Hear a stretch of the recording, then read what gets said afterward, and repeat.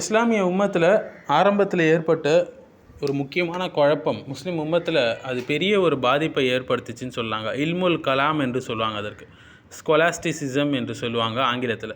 இந்த இல்முல் கலாமுடைய மறுப்பை நம்ம பார்க்க இருக்கிறோம் இன்ஷா அல்லா. இதனுடைய நவீன வடிவங்கள் இன்றைக்கி நவீன காலத்தில் பரப்பப்படுதுங்க. அதனுடைய வழிகள் என்ன, இஸ்லாமிய தீர்வுகள் என்ன, எல்லாத்தையும் பார்க்க போகிறோம் இன்ஷா அல்லா.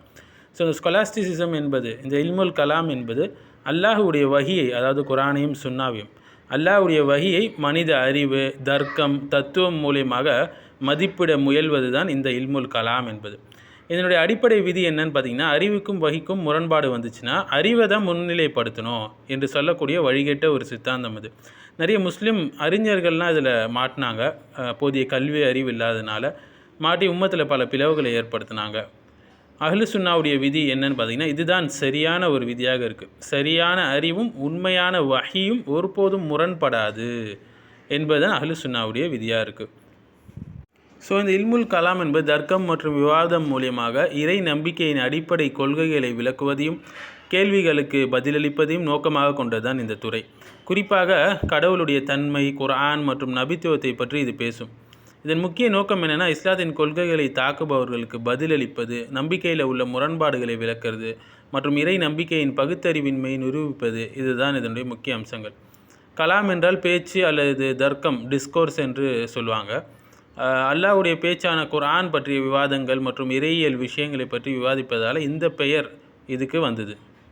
இதனுடைய நோக்கம் என்னென்னு பார்த்தீங்கன்னா, இறையியல் சந்தேகங்களை நிவர்த்தி செய்வது, இறை நம்பிக்கையை பகுத்தறிவின் மூலம் நிலைநாட்டுவது மற்றும் இஸ்லாமிய நம்பிக்கையின் பகுத்தறிவு தன்மையை நிரூபிப்பது. இதனுடைய முறைகள் பெரும்பாலும் தர்க்க ரீதியான விவாதங்களாக இருந்தது. கேள்விகள் மற்றும் பதில்களை உள்ளடக்கியது. மேலும் குர்ஆன் மற்றும் சுன்னாவிலிருந்து ஆதாரங்களை மேற்கோள் காட்டும். இது பெரும்பாலும் கிரீக் ஃபிலாசபியோடைய அதனுடைய அடிப்படையிலிருந்து இயங்கக்கூடிய ஒரு விஷயமாக இருக்குது. இதில் அக்லி, அதாவது பகுத்தறிவு, மற்றும் நக்லி, அதாவது பாரம்பரியம், அதாவது நக்லினா குர்ஆன் சுன்னா என 2 பிரிவுகள் இருக்குது. அக்லி என்பது தூய பகுத்தறிவு, நக்லி என்பது குர்ஆன் மற்றும் சுன்னாவிலிருந்து பெறப்பட்ட ஆதாரங்கள். இதனுடைய வரலாறு பார்த்திங்கன்னா, நபித்தோழர்களின் காலத்திலிருந்து விவாதங்கள் இருந்தாலும் இது 2ஆம் நூற்றாண்டுக்கு பிறகு முஅத்தஸிலா, அஷாயிரா போன்ற பிரிவுகளுடன் முறையான துறையாக உருவாச்சு.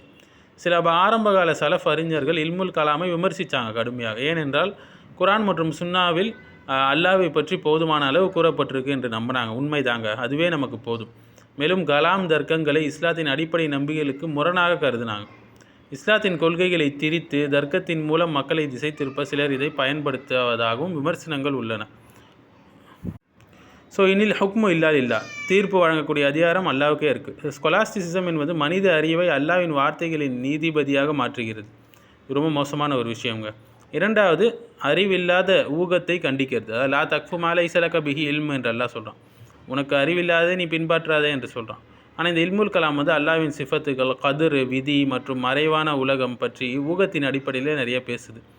3வது மறுப்பு என்னன்னு பார்த்தீங்கன்னா, மார்க்கத்தில் வாதங்களை எச்சரிக்கிறான் அல்லாஹ்.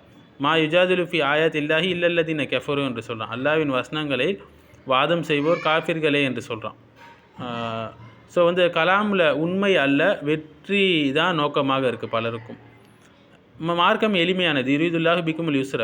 ஸ்கொலாஸ்டிசிசம் ஈமானை சிக்கலான, பொதுமக்களுக்கு எட்டாத ஒன்றாக மாற்றிடுச்சு. இதெல்லாம் பொதுமக்களால் புரிஞ்சிக்க முடியாது, ரொம்ப படித்தவங்களால் மட்டும்தான் புரிஞ்சிக்க முடியும் அப்படின்ற தத்துவத்தை இது வைக்குது. ஆனால் அல்லாஹ் சுப்ஹானஹு வ தஆலா இந்த மார்க்கத்துடைய கொள்கையை இலகுவாக பாமரனும் புரிந்து கொள்கிற அளவுக்கு வச்சுருக்கான்.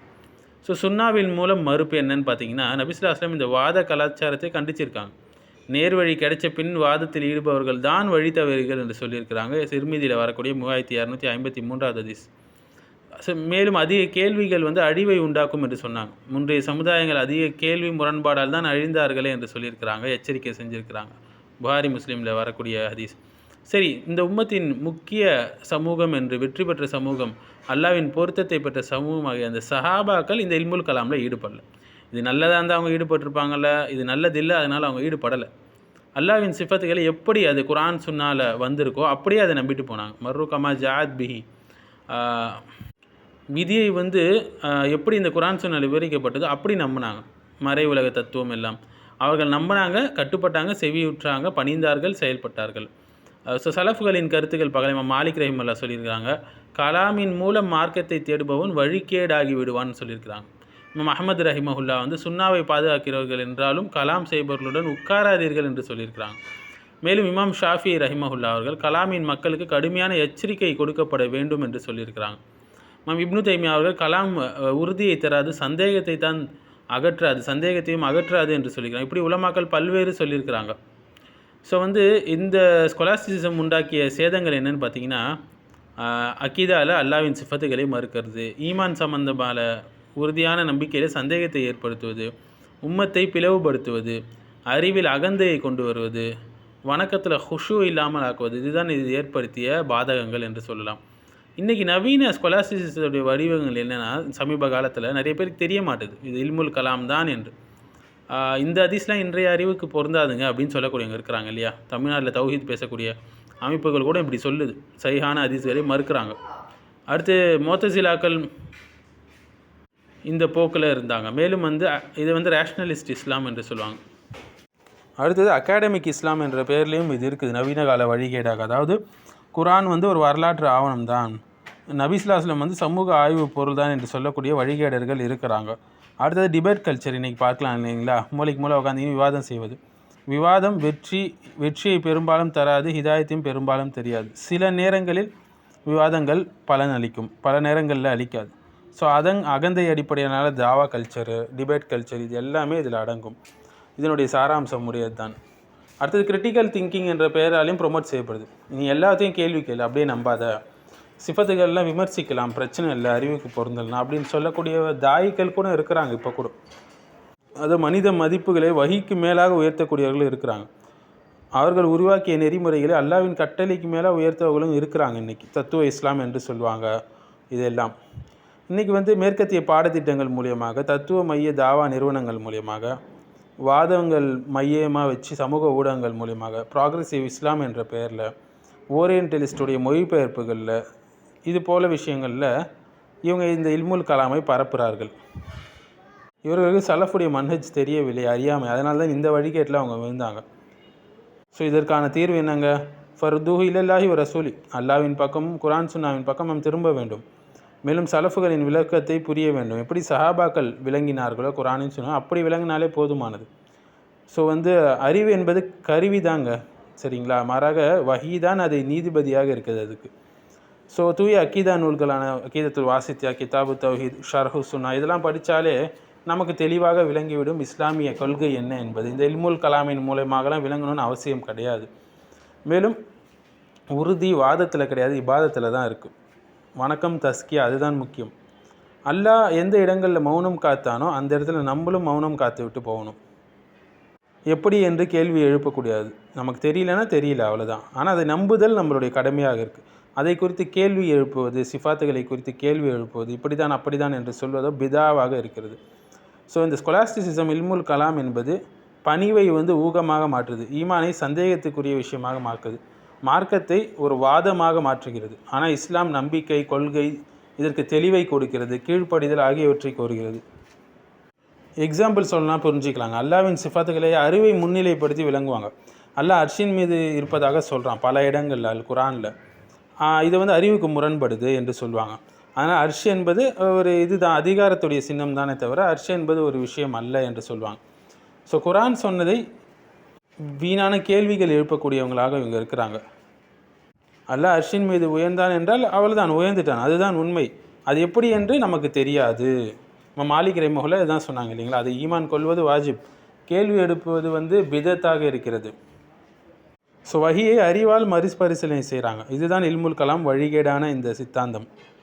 ஸோ அல்லாஹ் உயர்ந்தான் என்பது நமக்கு தெரியும். உயர்தல் என்ற வார்த்தைக்கு அரபியில் நமக்கு அர்த்தம் தெரியும். ஆனால் எப்படி உயர்ந்தான், அவனுடைய அந்த சிஃபத் நமக்கு தெரியாது. எப்படி உயர்ந்தான் என்ற தன்மை நமக்கு தெரியாது. மேலும் நபிமார்களை அல்லாஹ் உறுதிப்படுத்திருக்கான், மோஜிசாக்களை, அற்புதங்களை கொடுத்து. இதெல்லாம் சயின்ஸை காரணம் காட்டுவாங்க இந்த இல்முல் கலாம். மூசா கடலை பிறந்தது இயற்கை அலையின் காரணமாக என்றெல்லாம் உடான் சுட்டுருப்பாங்க. ஸோ அறிவை அல்லாஹுடைய வஹிக்கு மேலாக வைப்பது தான் இந்த இல்முல் கலாமுடைய வேலை, வழிகேட்ட சித்தாந்தம். எல்லாமே மனுஷனுடைய கட்டுப்பாட்டில் இருக்குது. விதி என்பது ஒரு மோட்டிவேஷ்னல் கான்செப்ட் என்றெல்லாம் சொல்லுவாங்க இந்த இல்முல் கலாமில். இதனுடைய விளைவு என்னென்னு பார்த்தீங்கன்னா, தவக்கல் இல்லாமல் போயிடும். மக்களுக்கு துவா கேட்க தேவையில்லை என்ற மனப்பாங்கு உண்டாயிடும், அகதை வந்துவிடும். ஆனால் அஹ்லு சுன்னா வல் ஜமா என்ன சொல்கிறாங்க, மனிதன்தான் அவனுடைய செயல்களை செய்யக்கூடியவனாக இருக்கிறான், அல்லாஹ் தீர்மானிக்கக்கூடியவனாக இருக்கிறான். ரெண்டுமே உண்மை. அறிவை மட்டும் வைத்து கதிரை, விதியை தீர்மானிப்பது என்பது வழிகேடாக இருக்கிறது. ஒரு பக்கம் ஹதீஸ் நிராகரிப்பு இருக்குது இல்லைங்களா, லாஜிக்கல் ஃபில்டர் என்ற பெயரில் ஈசா அலைஹிஸ்ஸலாம் இறங்கி வருவாங்களா, இது வந்து ஒரு மித்து தான், மாடர்ன் மைண்ட் அக்செப்ட் செய்யாது என்றெல்லாம் சொல்லுவாங்க.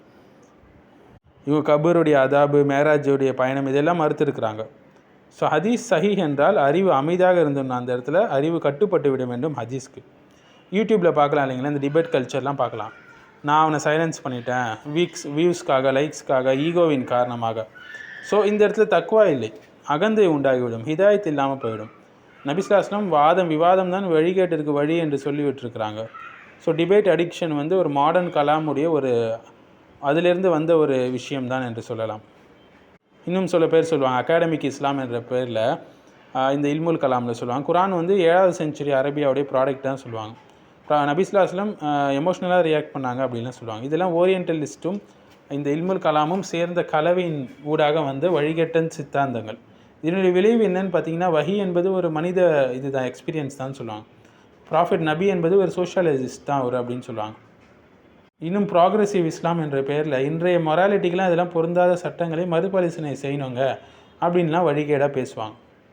இவங்களுடைய தன்மை என்னென்னா, அறிவை மேலாக வச்சு விட்டு வஹி வந்து அறிவுக்கு அட்ஜஸ்ட் ஆகணும்னு நினைக்கக்கூடியவங்களாக இருக்கிறாங்க.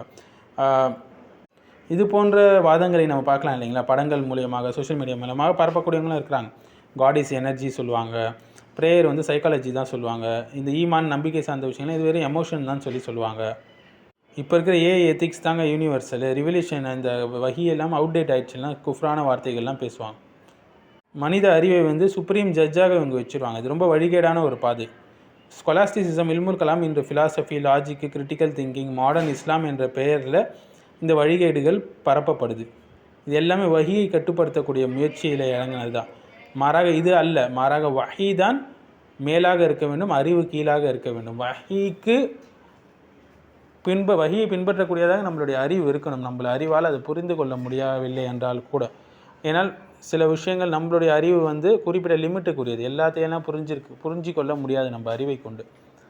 நம்ம முன்னாடி ஒரு கதவு இருக்குன்னா கதவு பின்னாடி என்ன இருக்குன்னு கூட நம்மளால் பார்க்க முடியாது. ஒரு குறிப்பிட்ட லெவலுக்கு மேலே நம்மளுடைய காது அதனுடைய சத்தத்தை கேட்காது, குறிப்பிட்ட டெசிபிளுக்கு மேலே. ஸோ இப்படி குறிப்பிட்ட ஒரு விஷயத்தில் இருக்கக்கூடிய அறிவு எப்படி எல்லையில்லாத இந்த பறந்து விழுந்த இந்த உலகத்தை எப்படி அதனால் புரிந்து கொள்ள முடியும் சொல்லுங்கள்? மேலும் அல்லாஹ்வுடைய விஷயங்களில் அல்லாஹ்வை தவிர வேறு யாரால் சிறந்த முறையில் அறிந்து கொள்ள முடியும் ஒவ்வொரு விஷயத்தையும் நுணுக்கமாக? ஸோ அறிவை எப்போவுமே நம்ம வந்து குர்ஆன் சுன்னாக்கு கீழே வச்சு பார்க்கணும்.